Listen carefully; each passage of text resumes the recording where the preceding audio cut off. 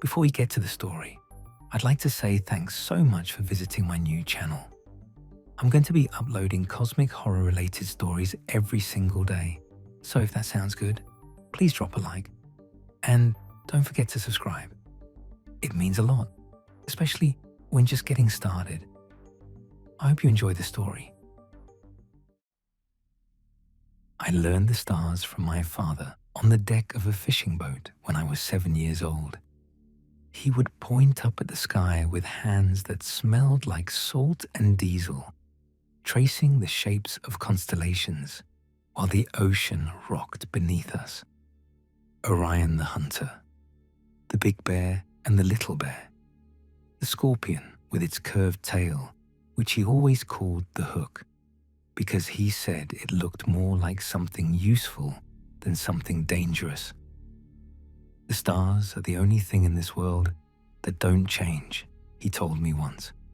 Everything else comes and goes, people, boats, towns. But the stars are forever. You can always find your way home if you know how to read them. My father died 8 years ago. Heart attack, quick and sudden, the way he would have wanted to go.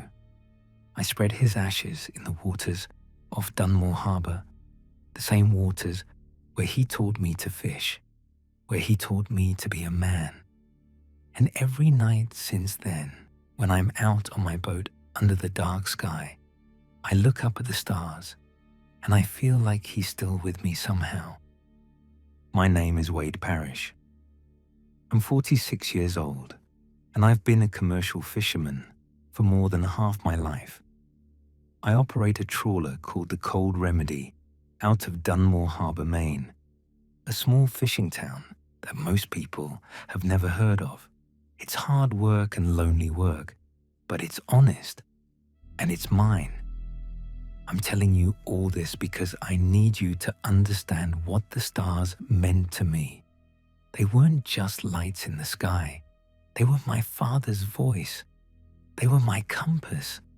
They were the one thing I could count on in a world that had taken almost everything else. So when they started going out, I noticed it was a night in early September when I first saw it. I was heading back to port after a decent haul, tired but satisfied, and I looked up at the sky out of habit. The hook was rising in the south, its familiar curve etched against the darkness. But something was wrong. Something was missing. At first, I thought my eyes were playing tricks on me. I'm not a young man anymore, and my father's eyes went bad toward the end. But I blinked and rubbed my face and looked again, and the star still wasn't there. A point of light that had been part of that constellation my entire life. A star my father had pointed out to me 40 years ago was simply gone. Not hidden by clouds, not dimmed by fog, just gone, like someone had reached up and plucked it out of the sky. I didn't say anything to anyone that night. I went home to my empty house and lay in bed staring at the ceiling, telling myself I was tired, telling myself I'd imagined it, but I couldn't sleep. I kept seeing that gap in the constellation, that dark spot where light used to be. The next evening, before I headed out, I stopped by to see Victor Crane. Victor was a retired high school science teacher who lived a few streets over from me. He'd taught earth science and astronomy for 35 years before his knees gave out, and now he spent most of his nights in his backyard with a telescope, watching the sky the way I watch the sea. Missing star?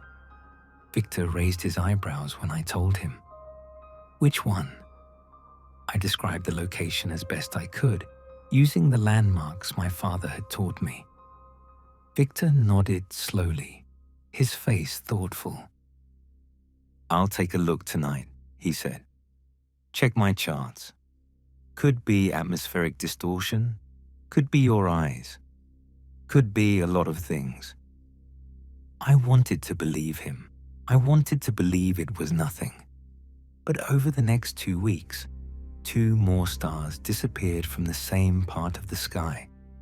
I started watching more carefully after that, spending my nights on the boat with my head tilted back instead of my eyes on the water. Lenny Holt, my deckhand, who'd worked with me for 12 years, started giving me worried looks. "You okay, Wade?"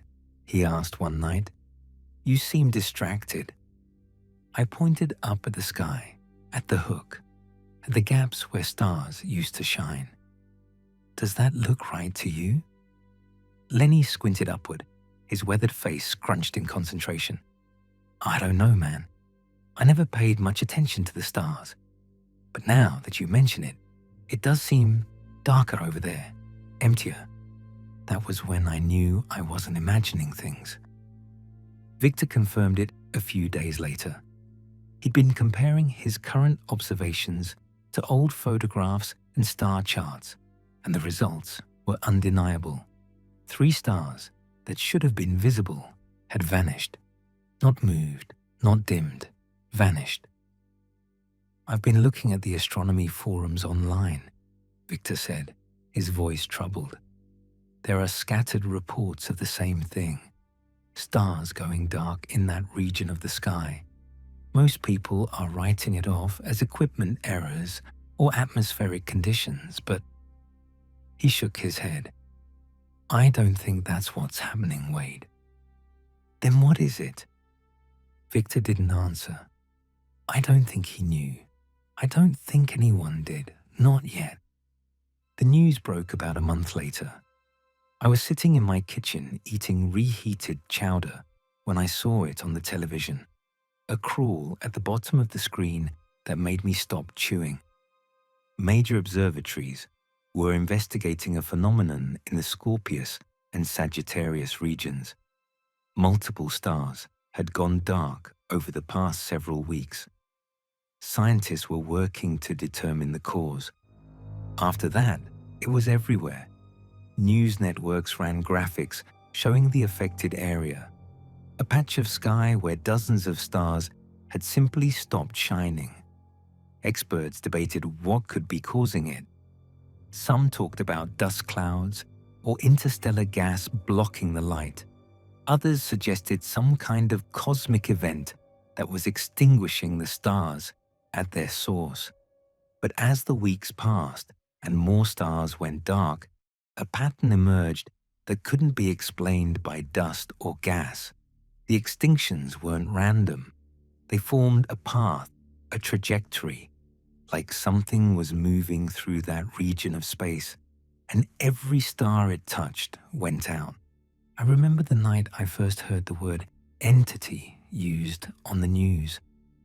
A scientist from some university was being interviewed, and he looked pale and nervous, like he didn't want to say what he was about to say.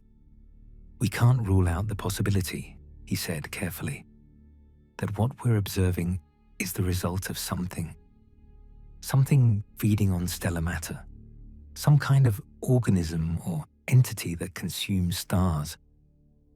The anchor laughed nervously.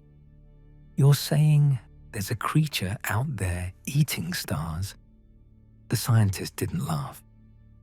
"I'm saying we don't have a better explanation." I turned off the television and went outside. The night was cold and clear, and I could see the hook rising over the harbor. But it didn't look like the hook anymore. Too many of its stars were gone.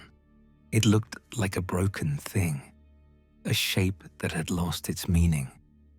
I stood there for a long time, staring up at the sky, thinking about my father, thinking about how he said the stars were forever. Victor called it the shade. I don't know if he invented the name or if he heard it somewhere, but that's what he started calling it. And eventually, that's what everyone called it, the shade, an entity of unknown origin that appeared to consume stellar matter. draining stars of their energy until they went cold and dark. It's been doing this for a very long time, Victor told me one evening in his cluttered living room, star charts spread across every surface. Analysis of the affected region suggests stars have been going dark there for at least 1 billion years, maybe longer. 1 billion years, I repeated, unable to wrap my head around the number. It moves slowly, spends years or decades on each star, draining it completely before moving on to the next one.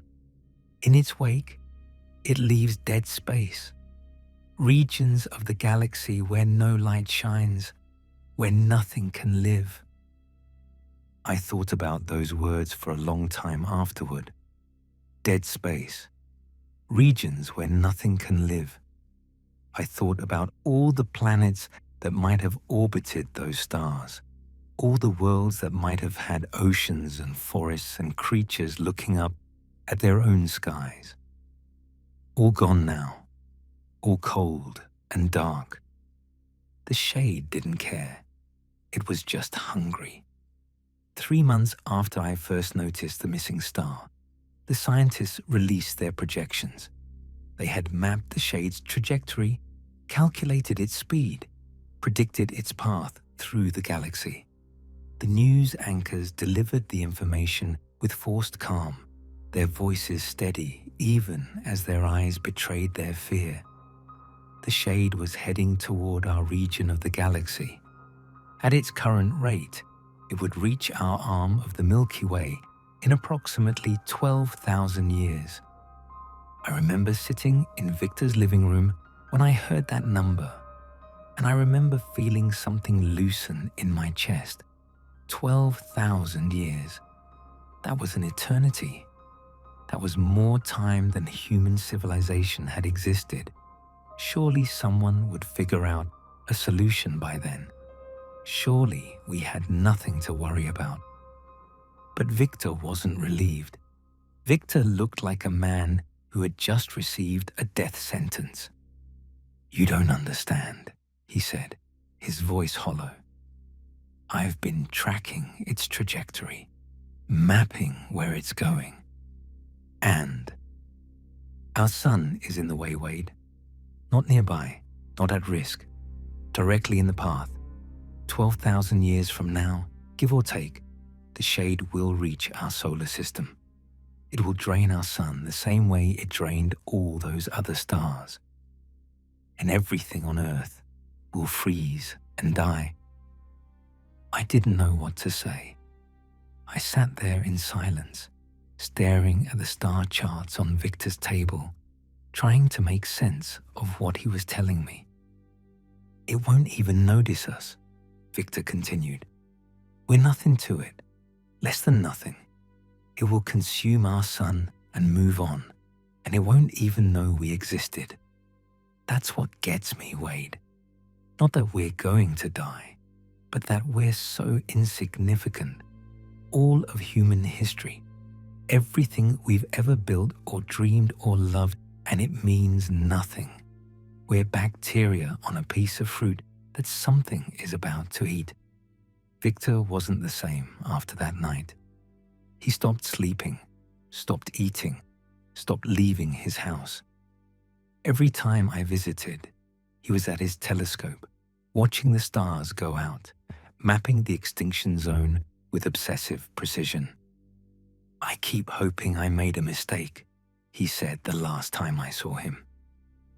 "I keep running the numbers, hoping the trajectory will change, hoping it'll miss us somehow." But he knew it wouldn't. The math was clear. The shade was coming, and there was nothing anyone could do. I went through a bad period myself. I stopped going to the bar after my fishing runs, stopped talking to anyone except Lenny, stopped caring about the catch, about the boat, about anything except the sky and what was happening to it. One night, Lenny finally confronted me. We were on the deck of the Cold Remedy, pulling in the nets, and he grabbed my arm and made me look at him. What the hell is going on with you, Wade? You've been like a ghost for weeks. Talk to me. So I told him. Not the scientific details, not the numbers and trajectories, just the simple truth. Something was out there eating stars, and our sun was in its path, and 12,000 years from now, humanity would probably cease to exist. Lenny was quiet for a long time after I finished. He stared out at the dark water, his face unreadable, and I wondered if I'd made a mistake telling him. Then he asked, "How long did you say we have?" 12,000 years. He laughed. Not a happy laugh, exactly, but not a bitter one either. More like the laugh of a man who has just heard something so absurd he doesn't know how else to respond. 12,000 years, he repeated. Wade, that's not our problem. That's not our kids' problem or our grandkids' problem. That's someone else's problem. So far down the line, we can't even imagine it. But it's still coming. It's still going to happen. Maybe, or maybe in 12,000 years, people will have figured out how to move to another galaxy. Maybe they'll have found a way to stop it. Maybe they'll be so different from us that they won't even care. Lenny shook his head. You can't carry the weight of something that far away, man. It'll crush you. I knew he was right. I knew that worrying about something 12,000 years in the future was crazy, that I'd be long dead before the shade came anywhere near us. But the knowledge didn't go away. Every time I looked up at the sky, I saw the gaps where stars used to be. Every time I counted the lights in the hook, there were fewer than before. The stars were going out. My father was wrong. Nothing was forever. 6 months after I first noticed the missing star, I decided to take the cold remedy out alone. Not to fish, just to be on the water one more time. To sit under the stars and think. It was a cold night, the kind of cold that cuts right through your jacket and settles in your bones.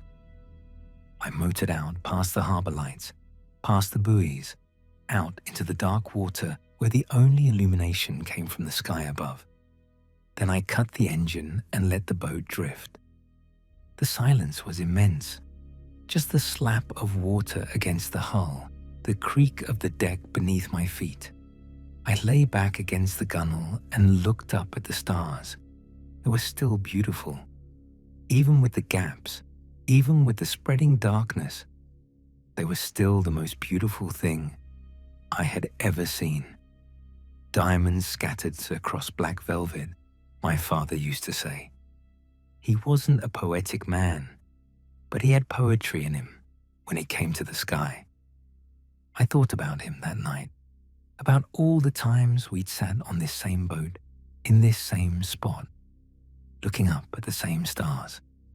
I thought about how he believed they would always be there, how he trusted them to guide him home. I wondered what he would think if he knew the truth. Would it break him the way it was breaking Victor? Or would he accept it the way he accepted the sea, the danger and the beauty and the knowledge that someday it would take him? I think he would have accepted it. My father was a practical man. He didn't waste energy on things he couldn't change. He just lived his life, did his work, loved the people close to him, and trusted that the world would keep turning whether he worried about it or not. Maybe that was the lesson I needed to learn. The shade was out there. Somewhere in the vast darkness between the stars, something impossibly large and impossibly old was moving through the galaxy, consuming everything in its path. It had been feeding for 1 billion years, maybe longer, and it would keep feeding long after humanity was gone. It didn't know we existed.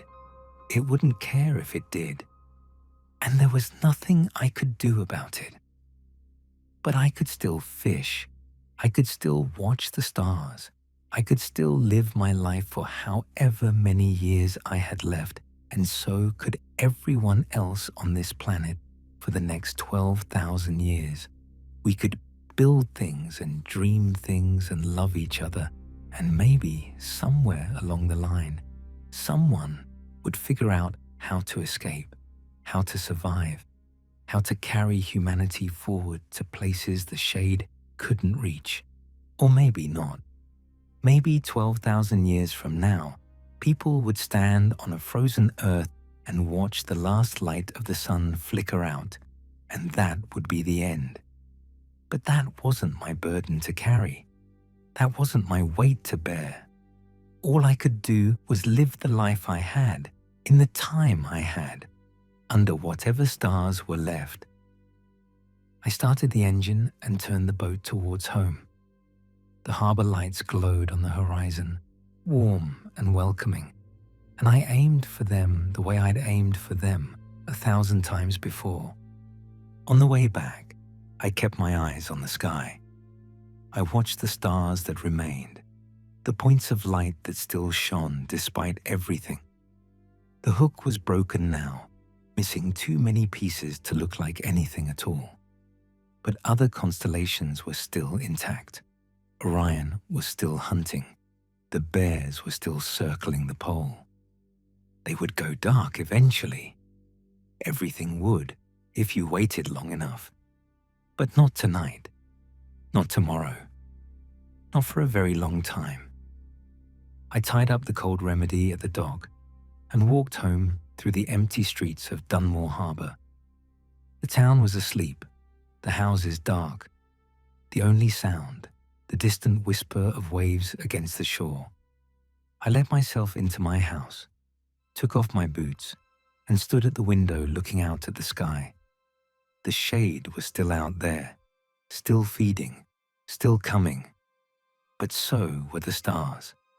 Billions of them scattered across the darkness, burning with light that had traveled millions of years to reach my eyes. My father had taught me to read them, and even now, even knowing what I knew, they still felt like home. I thought about the people who would live 12,000 years from now, the ones who would face the shade when it finally arrived. I hoped they would be smarter than us, stronger than us, better prepared than us. I hoped they would find a way. But if they didn't, if they stood at the end of everything and watched the sun go dark, I hoped they would face it the way my father faced the sea, with their eyes open, with acceptance, with the knowledge that they were part of something vast and old and beautiful, even if it was about to end. The stars are still shining tonight. That's what I told myself as I finally turned away from the window and went to bed. The stars are still shining. That has to be enough.